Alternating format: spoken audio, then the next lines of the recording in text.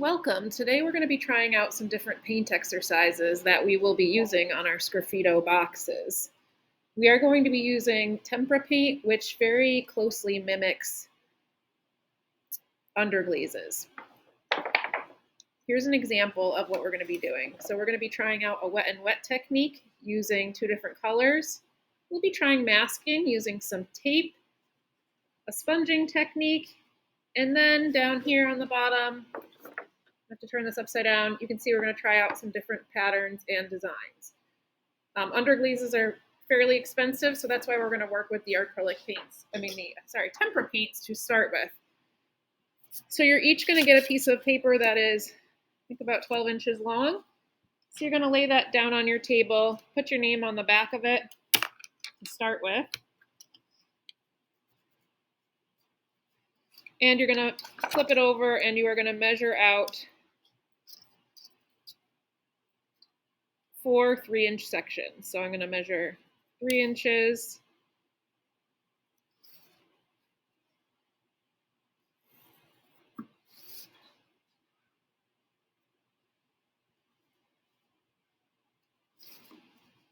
I'm just measuring twice to make sure that my lines are straight.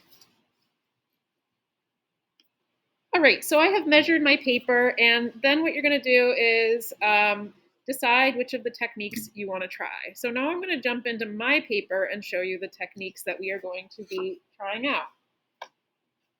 I've laid out my paper a little bit differently, but the first thing you're going to want to do for most of these techniques is put a base color down.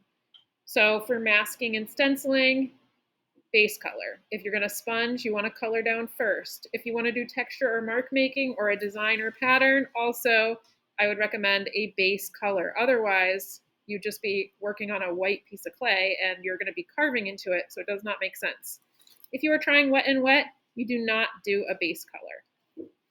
All right, so the first thing I'm going to show is the masking or stenciling.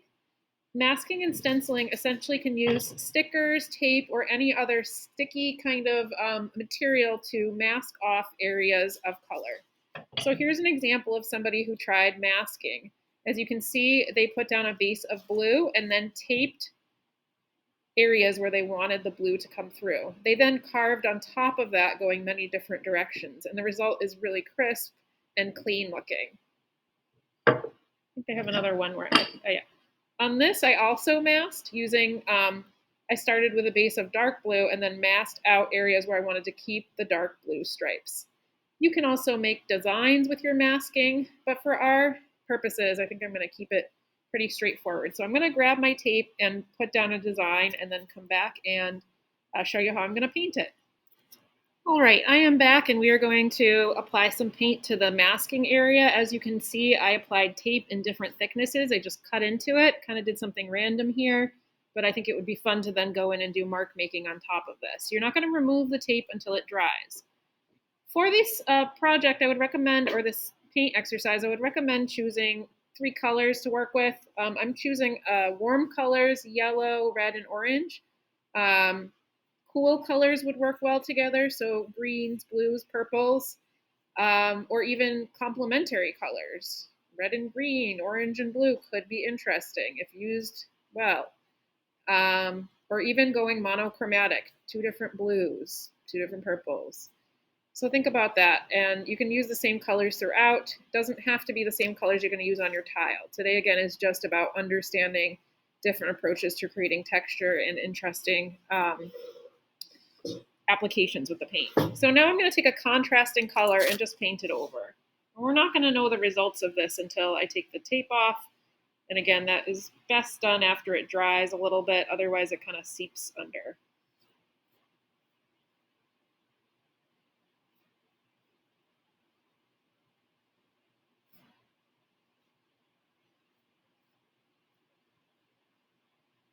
So I'm applying a nice, smooth, even coat. Another thing to know that underglaze is more like paint in some ways, because if you leave it streaky or put on big chunky areas of it, it will be visible. It will not melt the way glaze does. So just the same way paint sometimes can look streaky, underglaze tends to look more streaky if you don't apply enough coats of it, or if you apply it with a quick hand. It can be a little messier. So it's a little bit more finicky, but the results can be really beautiful if it's applied properly. So try to go the same direction.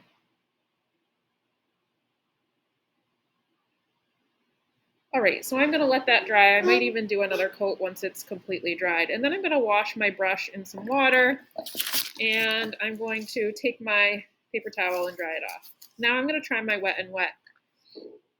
So I'm going to get my brush a little bit damp, and I'm going to take my yellow, and I'm going to be blending this into my orange. So what I'm going to do now is apply a nice amount of yellow. You want the paint to be fairly wet when you're doing this. And again, I'm trying to stay somewhat neat. And then I'm going to wash my brush again and dry it off a little bit. And I'm going to take some orange. So you want a color that's, generally this is going to work better with a color that's close on the color wheel. So orange is next to yellow. They are harmonious, analogous. Okay, so I've put some orange on the page, right?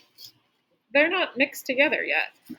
So now I'm going to wash my brush again, and then I'm going to slowly start to pull some of the orange into the yellow by making tiny little brush strokes so that I get a nice, harmonious looking blend. Just a nice gentle fade. And this really does work well with the underglazes. So what we're doing in the regular paint mimics the underglazes pretty closely. So I'm making very small brush strokes. If the paint's gotten a little dry, you can take a little bit of water or even a little additional paint and come back in here.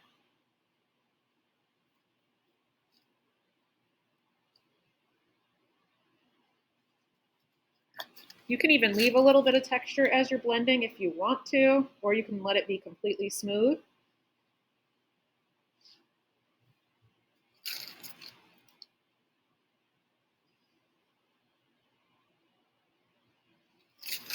Okay, so, and here's a nice example of this on Underglaze.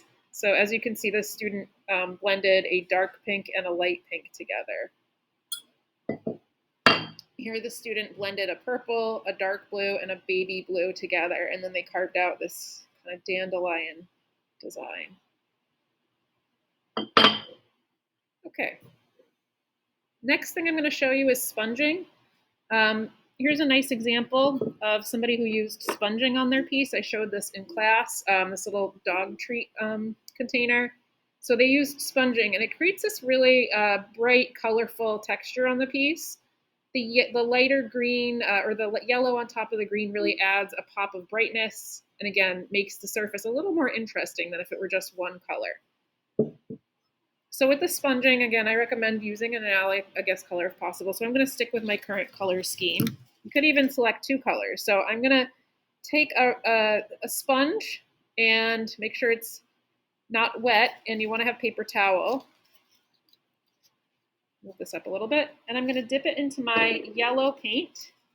Now you can see that my sponge is really saturated with paint, so I'm actually going to get a bunch of that off onto my sponge, and then I'm going to apply it just by making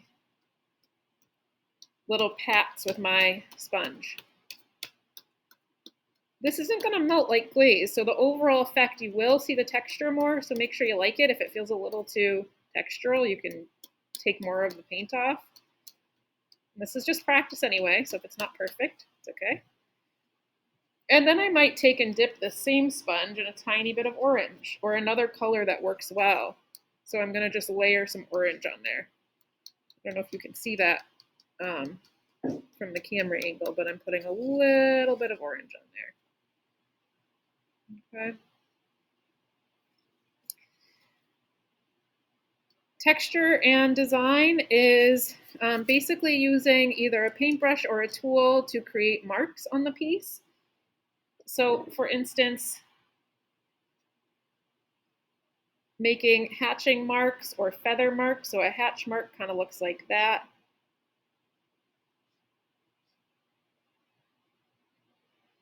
So that's a type of texture. You could even do something if you wanted to create the look of water or A soft wave, that would be a type of mark making.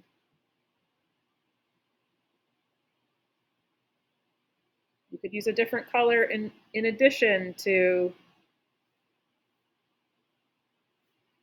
the colors that you already have.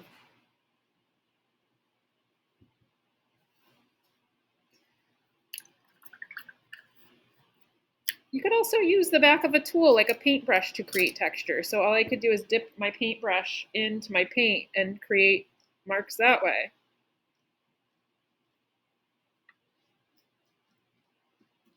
And this is all just, the goal is to create interesting colored designs, which you will layer with carving. So think about that too. How will this look when I carve into it? All right, the very last one is design or pattern. And essentially, let's say you wanted to make some kind of mandala or Indian design. I talk about that a lot because it's something I enjoy doing. So there's like the start of it. Maybe you add a base layer of paint. So if I wanted to paint a mandala, instead of just carving it all out of one color, maybe I lay down a variety of colors and then I carve into that. I probably wouldn't recommend the white because the clay is white. But this might be a really beautiful place to start and then carve into that. So that's definitely intricate, but doable. And so for that, that's pretty straightforward. You know, figure out what the design is that you want to paint. So if I'm going to paint like a mandala, I'm just going to do something really quick. And I don't want it to just be all one color. I can go in and paint that using a couple of colors. So I'm going to paint this and then I'll come back and kind of show you my final product. Alrighty, so just to conclude, I added a little design here. I know it doesn't look that thrilling yet, but once I add some carving into it, it is going to look really nice. I'll add some leaves or petal designs to this. You can see that I removed my tape.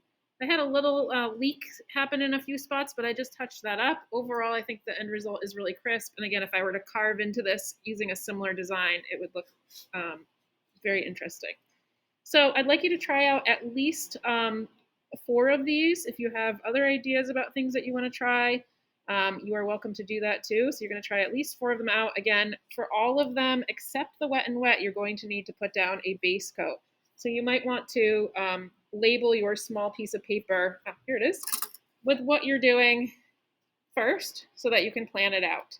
And I will hang these on the board and be around to chat with you about your ideas. Thanks so much for listening.